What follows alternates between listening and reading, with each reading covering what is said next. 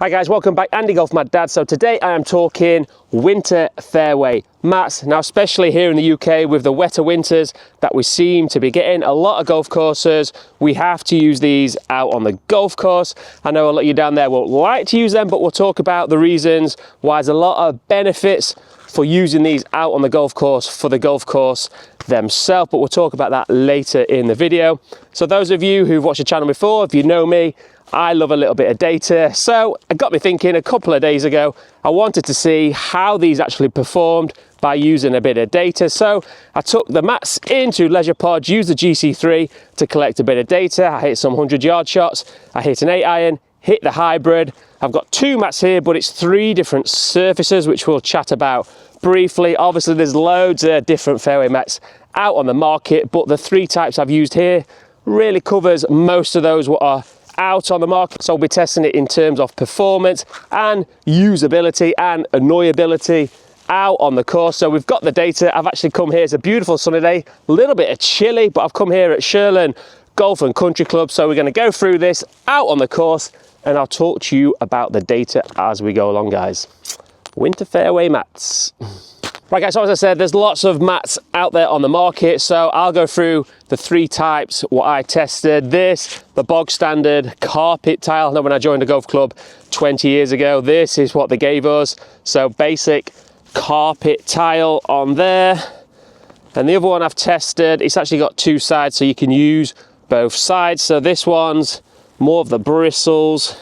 So the ball is really sat up on top of there. Almost feel like you're playing from the semi-rough. And on the other side, you get more the plasticky mat. So this one is more like the plastic cover. And I've used mats before what are just plastic. So with these three, I kind of cover a lot of the mats, what you get out on there. So they're the three types of mat surfaces that I've tested. So we're going to start with a little bit of chipping. So let's get the wedge and have a little bit of chipping, guys. Right guys, so let's start off with a little bit of chipping. Obviously, I know a lot of you won't like using these, but one bonus is we're always going to get the perfect lie when we're out on the golf course. But let's give this a little test in terms of performance and of usability and annoyability. Obviously, with the carpet tile, this is definitely been used quite a lot of time. The little annoying bit with this carpet tile is it can start to roll off. It's harder to get the ball to go down. There are the little holes in, so we can sit it down on that, which just means it's sat down a little bit. So that's one of the downsides with the carpet tile, especially if you start to play off the slopes. But in terms of feel, I'm just going to do little chips. Obviously, I've not collected data with the little 20-30 yard chips. So I've got my 58 degree.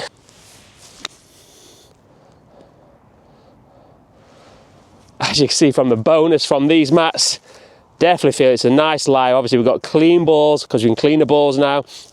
Comes out, clipped it on there, one bounce, one hop, stop. So it's a carpet tile, what I've really used a lot, but that's mainly because that's what I've had at home. So let's move on to the second one, the more bristle one. Definitely just like it's sat popping up in the rough in terms of annoyability. It's definitely easier just to plonk it back on. It's not really going to roll around on there, so that's definitely a bonus for me. So that's sat up really nice. So definitely not the best strike there. Again, this is where the mats really do help, or can also mask a few little faults what might creep into your game over the winter, and that is in terms of controlling that low point. I've hit about an inch, 2 inches behind that ball there. Obviously with these mats, there's no digging into the turf, so that's why another pro help you play better golf almost out on the course. The duff strikes, whereas if I was in the mud, that's going to go duffy. I'm going to hit the dreaded fat, but with these mats, you're definitely not going to get that. So just one thing to be careful with when we're using these mats, just really feel where that strike is. I still want to be hitting ball first, really is the feel. So a little heavy, but obviously still works. Let's turn this mat over. So for me already, this is in my head feeling that I'm on a bare, tight lie. So I really got to try and nip it. I'm sure there will be a bit of bounce give on there, whereas the more bristly one, I feel like that I could hit fatter on that ball. So in my head, I'm saying the bristly one has more usability or user friendliness. Again, annoying bit. I do push into the ground. Is that a shot penalty? Would that be a shot penalty now I'm using the mat? It would be on the course. I need to read up on rules. Right. So again, lots of spin. Again, I've caught that a little bit heavy, but I definitely fatted that a little bit. And what was interesting there was that the feeling was that the club did kick up, which is like when you're playing the hard pan. If I hit behind that ball, the bounce would kick up into the ball, more chance of thinning it through. So in terms of feel, for me, I'm more used to the carpet tile with the chipping. As I said, I've used that a lot more, but I do like the forgiveness of the more bristly one. So for chipping, I think I would move more to that one. So round one is this mat for me in terms of chipping. Right guys, let's move on to the shots I actually collected the data with. So here I've got the 100-yard shot. So as in the studio, I've got my 54. Let's see if I can get a few good strikes, but also a test of real golf, like if I'm not warmed up, how usable, how friendly they are out on the golf course. So in the test, I used the AD 333. That is my winter ball really. So just to give you the test data, which we'll go through the data after I've hit the shot. So first shot, and also just a quick one which I did read actually just this morning. I was looking into the video more in terms of inputting handicap scores. I did read, so I'll have to check up on this, or you let me know in the comments, is it true? But if your golf course allows you to use mats, or you have to use mats and it's on the fairway only, I think you can still submit your scores for handicap purposes. If, like here, she'll only use the mats all around the course in the rough, I don't think you can put the scores in for handicap purposes. But let me know in the comments below, is that right? It's the only thing, it's the first time I've actually heard it today. So carpet tile, and obviously with the carpet tiles, it's sat up. So one thing I do adjust is I do sometimes just grip down the club ever so slightly. Obviously it's 2-3 centimeters off the ground.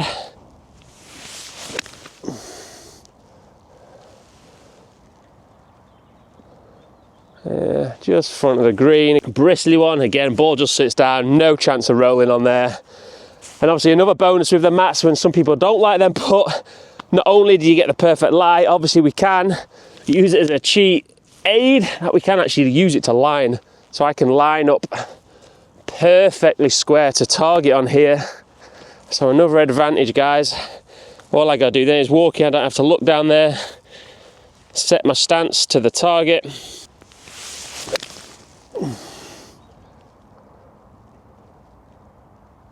So let's go for the third one. And as I said, when I've hit these, I will go through the data, what I got from the studio. So with the back one, we've actually got the holes on here. You can put a T-peg in, obviously in the fairway, shouldn't really put a T-peg on there. So I'm gonna try and place this in the middle. I can see that being a little bit annoying if it's gonna fall off, so I think I'd have to put it into the little bit of the hole, which would make clean strike a little bit tougher. That's the best strike. I've actually gone down on that one.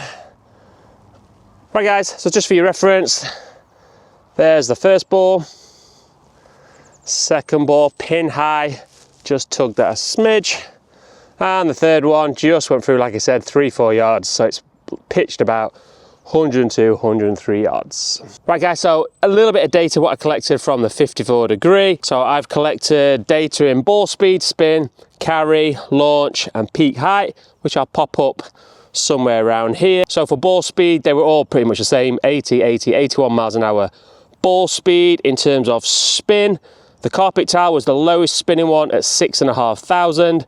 Then we moved on to the bristle semi-rough type. That jumped up to 7,600 in spin. Third one, the harder plasticky feel, down to 7,100. So the actual lowest spin was more the carpet tile. In terms of carry, it shows on that day I was hitting them quite well. They're all carrying on average. So for me, just try and keep the test as fair as I can. In terms of launch angle, so what we're launching the ball at, carpet tiles 27 degrees or 27.7. The bristly one 26.7. The plastic one down at 24.8. So in terms of launch, the first two pretty much launching very similar. On the harder surface one, which is what you feel when you're over the ball, just feels that it comes out lower, and the data is that it's coming down a little bit lower. In terms of peak height, so how it was at the top of its arc, it reached 62 foot on the carpet tile. The other two was 58, 57. So not much difference in terms of peak height. The big standout for me, what I would take from that data is, and it does carry on through, but we'll go through the data, is in terms of spin. So when I'm out on the course, I would probably want as much spin as I possibly can, especially in terms of the wedges. When we're out there, it's cold. I know the balls are wet, but we can dry them, so we can take that factor out of there. But I would like as much spin as I can with those wedges. In terms of spin, it's definitely another win for the more bristly fairway mat tile. Right, let's move on to 8-iron. Right guys, so let's move on to the second one. It's my 8-iron. So this is obviously where my club speed goes up, so it's really hitting into the mats. So we'll see how they cope as the speeds ramp up. Straight at it. It's just drifting on the wind. So felt okay on that one. The bristly one.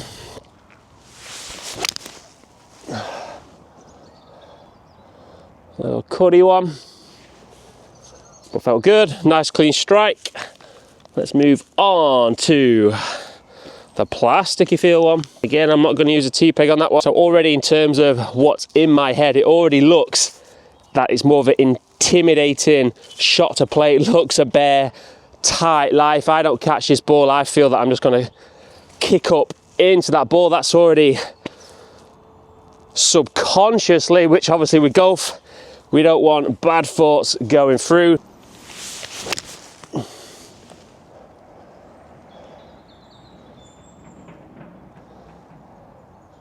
It's a good strike, come out a little bit lower. Did feel that I just didn't get the best of strike on there. I guess I just referenced the first one, ended up pin high in the bunker. Second one, just short right, and the third one definitely came out a little bit low spinner, but I struck it well as well, just at the back of the green. So let's go chat a little bit of data. And I think my battery's about to go, so I better change the battery. Back in a moment. Right guys, so new battery inserted, so let's talk data with the 8-iron. So I'll try and pop something up here again as I read it off my phone. So for the 8-iron, again with the more carpet tile, we'll talk ball speeds first. So carpet tile ball speed 116, very similar ball speed with the bristle one, the second one 117. Ball speed did jump up on the more plastic feel one to 121. In terms of spin, the pattern continues. So for the second one, the more bristly one, feels in the semi-rough, was the highest spinning at around 7,159. Lowest spin was 6.8 with the carpet tile again, and the plasticky one was 6,900. In terms of carry, quite a big difference, but that will be with the ball speed. This was a smallish sample size, so could have been a little better strikes on there also. So the carry with the first two, 162, 163, and then the carry jumped to 171, which for my normal, when I'm using the gamer ball, obviously this is the AD333, but there's not too much difference in terms of that. I got the carry to 171. In terms of launch angle, very similar again, carpet tile 16, the second one 15.5 degrees, 17.5 on the plasticky one, which does feel like it should come out lower, but obviously you can see from there it doesn't. In terms of peak height, this was the interesting one, but I think there was one anomaly which brought that number up, so I could have taken out that. But in terms of peak height for the first two was 83 feet, did go to 100 feet high with the third one, the plastic one, so definitely quite a bit of jump in peak height. So in terms of spin on there, when I'm using my 8-iron, I like to have the ball spinning at around 7,500. Again, this is the AD333, so it's a little bit less spinning than when I use my premium ball. So the spin numbers, not too much difference in there. In terms of feel, I could definitely just use the carpet tile or the more bristly one. The third one, even though the numbers are better in there, just when you're over it, using that harder, it looks less forgiving. I know that's in my head really if I'm making contact. There's still forgiveness in there, but in terms of just how it looks inside this head, I still wouldn't use the plastic feeling one, even though the numbers, I'd say, a little bit different on there. So from the data, the third one, the plasticky one, should win in terms of data, but subliminally in my subconscious, I would still go for either of the first two. to be fair on there. Right, guys, I'm going to move on to the hybrid, the last bit of data I collected. So this is my 20-year-old Ping hybrid, 20 degree, little go-to off the tee when I'm not using my 21 degree UT iron, which is still snapped. I've got to get that fixed. Again, the negative for me is when these carpet tiles get a little bit battered from behind here, it's raised at the back. So if you are someone who really sweeps the ball more, I'm hitting this probably 2, 3, 4 degrees down. If you're one who's more neutral, or you don't want to be hitting up, but if you're more one down, that is definitely in my eye line. That's my fault for this being an old carpet tile.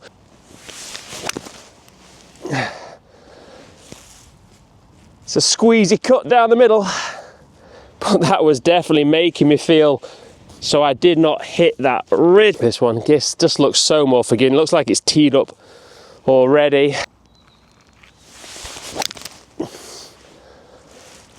Yeah. Again, not the most balanced swing, but that is so much more forgiving. Let's flip this over. This is where I really want to tee up on this one. Again, repeating myself, but it just does not look forgiving. I really feel that I can't hit that. If I hit that first, it's got to really kick up, and it's making me want to move the ball a smidge back in my stance to make sure I'm hitting down on this one.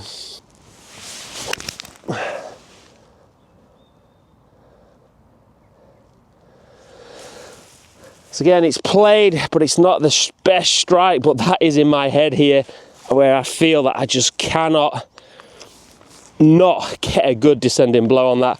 And I know I've come over the top a little bit on that one, but that is definitely more of a frightening one. Right guys, so that's actually finished in pretty much a similar place, just down the right hand side of here. So in terms of hybrid, let's have a quick look at the data. So in terms of ball speed, absolutely identical. So 146 miles an hour ball speed, so nothing in those. In terms of spin, this is where the Mats actually brought the spin numbers closer together. Still, the second one, the bristle one, spun a little bit more. So 4,350, the carpet tile 4,000, the third one 4,200. So really nothing in the spin. I want this spinning around 4,000, so nothing in terms of spin as we move up or move down the loft. In terms of carry, again, not much in it. The actual second one, the bristle one, was carrying 239. This club is really, I could use this from 215 to 240, 245, depending what shot shape and other variations and variables. So in terms of launch angle, it was actually the carpet tile that was launching a little bit lower. Again, I'm not a robot, so some of the strikes I can't perform it identical every single time. So there's obviously human error in here. And again, this is a small sample size, but the carpet tile was launching at 10 degrees, so a little bit too low from where I'd want it to be. But again, that would be my strike also. The bristle one, the second one, launching at just under 14 degrees, 12 degrees for the more plastic one. And then in terms of peak height, this is where it switched around. And this is what I would have thought from the start. With the second one, I expected the ball to launch really a lot higher on most of the shots, which it didn't really turn out that way. But on this one, the carpet tile peaked height 84 foot. The second one on here peaked at 115, but there was one there which I should really have disabled. I think a bit of a sky one almost. It launched at over 120, 125. So that would have brought the average down. The third one was peaking at 105. Right guys, hope you enjoyed that. Hope you found it useful. If you did, if you want to hit that subscribe button, it'd be a big help to the channel. Always nice to get a little bit of data. They said he's always looking to get new knowledge, whether we need it or not, but it is interesting to see which mats actually perform the better, which would help our game out on the course. So in summary, for me, I've always had the carpet tile more in the bag. That's just what I've had on and off for the past 10, 20 years. But I think I will definitely be moving over to more this type of mat. Obviously, as we said before, there's loads of mats out there. So get in the comments, let me know which mat you prefer, which one you use out on the course. So for me, for the carpet tile, obviously, it's probably the cheapest one out there. It's definitely light, easier probably to keep clean on there. But if you're like me, I hit down the ball, obviously got a little bit of swing speed. The carpet tile soon gets a bit of a beating, and when you've got balls here and then you've got lips above or behind the ball, does not fill me with confidence. So I think now the carpet tile has to go. For me, something like this is definitely going to stay in the bag. It just looks super forgiving. Also, if I'm playing on slopes, the ball is never going to move off there. I'm never even going to go and try that one again. Just fills your head with dread. Got to get that pure strike on there. So for me, the data kind of backed it up as well. When we're out in the winter as well, it's cold, ball speeds are down. I want as much real spin as much as I can, especially when it's colder. So this one, definitely added spin throughout. So when I'm using the winter balls, which have less spin than my premium, I really don't want to give up any spin out on the course. As I said, when it's cold, we're using cheaper winter golf balls, and we're going to lose a few more balls when it's out in the wet, muddier conditions. So for me, that one is definitely staying in the bag when we have to use this out on the golf course. So that is definitely the winner for me, guys. Okay, so let's just talk briefly about why a lot of golf courses and definitely greenskeepers like us to use these fairway mats. Obviously in the UK, it's cold, the grass is dormant, it's not growing. If you're around where I live, Chesterfield, Derbyshire, we're all clay-based courses. Winters seem to be getting a lot wetter on there. Sand-based courses are different. Obviously still the grass isn't growing, but they're not getting as muddy or churned up when we're out on here. So it definitely helps protect the course. The mats give the courses an advantage. So when it comes to spring and we want those courses in pristine condition, I'm here at Shirley and I've got to say the course is looking fantastic. The greens are looking fantastic. So it definitely really helps while the grass is not growing. I saw a stat actually a couple of days ago when I was just researching what to talk about on the video,